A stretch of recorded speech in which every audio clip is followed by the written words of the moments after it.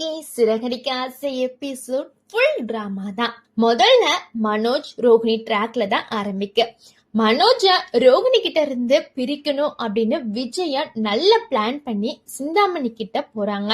ஆனா விஷயம் என்னன்னா, சிந்தாமணி ஏற்கனவே விஜயா ஃபேமிலிக்கு எதிரா பிளான் பண்ணிட்டு இருக்காங்க.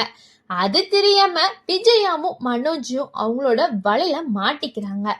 கோர்ட்ல ரோகிணிக்கு எதிராக கொண்டு வந்த 2 சாட்சிகளையும் ரோகிணி ஸ்மார்ட்டா திருப்பி மனோஜுக்கு எதிரா மாத்திட்டாங்க. அதனால அந்த சாட்சி செல்லாது அப்படின்னு சொல்லி கேஸ் வீக் ஆயிடுச்சு. இதுல ஆல்ரெடி டென்ஷன்ல இருந்த மனோஜி இனி நீ ஷோரூம்க்கு வரக்கூடாது அப்படின்னு ஸ்ட்ரிக்டா ரோகிணிய சொல்லிடுறாரு. ஆனா ரோகிணி அப்படியே கேக்குறவங்க கிடையாது. இன்னைக்கு எபிசோட்ல வாசல்ல சந்தோஷ் ஜீவா தடுக்கிறதையும் மீறி நேரம் உள்ள போயிடுறாங்க. மனோஜ் கோபத்துல திட்டுறாரு. அதுக்கு ரோகிணி காமா, நான் வரலன்னா நீ கடன் எப்படி அடைப்பன்னு கேக்குறாங்க. மனோஜ் நான் வாங்கின கடனை நானே அடைச்சுக்கிறேன் அப்படின்னு சொல்றாரு. அந்த ஒரு டயலாக்ல ரோகிணி ஹாப்பி ஆயிடுறாங்க. அதுக்கப்புறம் எமோஷனல் டயலாக், ஒன்னு என்கிட்ட இருந்து யாராலையும் பிடிக்க முடியாதுன்னு சொல்றாங்க. மனோஜ் கோபத்துல கழுத்தை பிடிச்சிட்டு போறாரு. ஆனா ரோகிணி ரியாக்ஷனை பார்த்தும் ஒரு செகண்ட் சாஃப்ட் ஆயிடுறாரு. அந்த ஒரு செகண்டே ரோகிணி அட்வான்டேஜா எடுத்துட்டு அங்க இருந்து போயிடுறாங்க. அதுக்கப்புறம் சீன் ஷிஃப்ட் ஆகி பார்வதி வீட்டுக்கு வருது. விஜயா அங்க போறாங்க. மீனாவும் அங்கதான் இருக்காங்க. பார்வதி, நீ இந்த வீட்டுக்கு பூ போட வந்த பிறகுதான் நல்லது நடக்குன்னு மீனாவை பாராட்டுறாங்க. அதே நேரம் மீடியா வந்து பார்வதிக்கு அவார்ட் கொடுக்க போறாங்க. அத பார்த்து விஜயா ரொம்ப பொறாமப்படுறாங்க. இவ என்ன சாதனை பண்ணினான்னு கேக்குறாங்க. மீனா காமா பல பேருக்கு நல்ல புத்தி சொல்றது கூட சாதனை தானே ரீப்ளை கொடுக்கறாங்க. நான் கூட ஒரு நாள் அவார்ட் வாங்குவேன்னு கான்பிடென்டா சொல்றாங்க. விஜயா வழக்கம் போல அவங்கள கீழே இறக்க ட்ரை பண்றாங்க. பூ கட்டுறவங்களுக்கு யாரும் அவார்ட் கொடுக்க மாட்டாங்கன்னு அலட்சியமா பேசுறாங்க.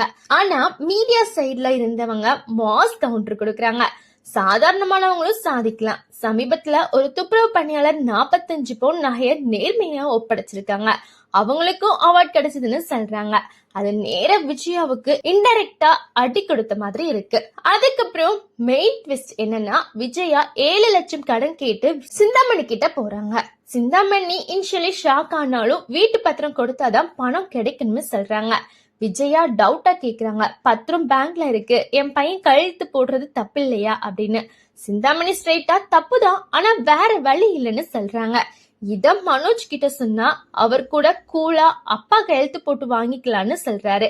இதுலதான் பெரிய ப்ராப்ளம் வர்ற மாதிரி ஃபீல் ஆகுது. ஏற்கனவே விஜயா ஃபேமிலிக்கு தெரியாம பண்ற ஒவ்வொரு விஷயமும் பெரிய பிரச்சனையா வெடிச்சிருக்கு. இப்போ இந்த பத்திரம் மேட்டர் கண்டிப்பா ஒரு பெரிய வெடியா வெடிக்க போகுது. ஒவ்வொரு தடவையும் விஜயாவை முத்துதான் காப்பாத்துவாரு. அப்ப மட்டும் பாவம்னு ஃபேஸ் போட்டுட்டு ப்ராப்ளம் கிளியர் ஆனதும் மறுபடியும் அவரையே பிளேம் பண்ணுவாங்க. சோ ஓவராலா இன்னைக்கு எபிசோட் ஃபுல்லா டென்ஷன் பில்டப். அடுத்த எபிசோட்ல இந்த லோன் ஃபேக் சிக்னேச்சர் மேட்டர் எப்படி டர்ன் ஆகுது அப்படின்றத மெயின் சஸ்பென்ஸா இருக்கு.